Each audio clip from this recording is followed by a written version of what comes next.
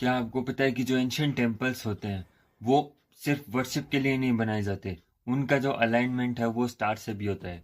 बहुत सारे ऐसे टेम्पल्स है स्पेशली इंडिया और इजिप्ट के अंदर जो कि सेलेस्टियल इवेंट्स जैसे कि स्कॉलेस्टिक्स या इक्विनॉक्स से बहुत परफेक्टली अलाइन होते हैं। स्कॉलेस्टिक्स का मतलब होता है कि वो समय साल के अंदर जो 2 बार आता है जब सन जो है वो इक्वेटर से सबसे लंबी दूरी पर स्थित होता है। पहला जो समय आता है वो आता है 21 जून को, जिसको अपन longest day of the year भी कह सकते हैं, जो नॉर्थन हेमिस्फेयर के अंदर आता है।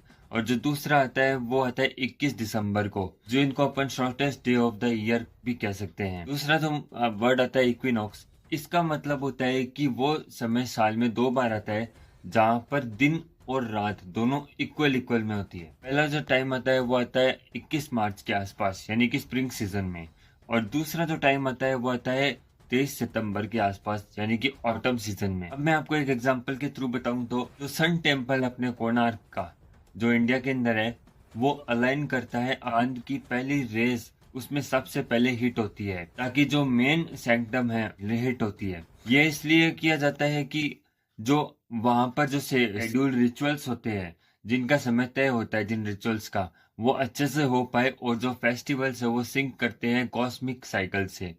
ये एक सेलेस्टियल कैलेंडर होता है जो काम बना हुआ होता है स्टोन के अंदर और जो लिंक करता है हेवन और अर्थ के थ्रू। तो इससे अपन को पता चलता है कि जो एंसेस्टर्स है वो टाइमिंग को कितनी अच्छे तरह से सेक्रेड मानते थे और कितने अच्छे तरह से एक्सेप्ट करते थे।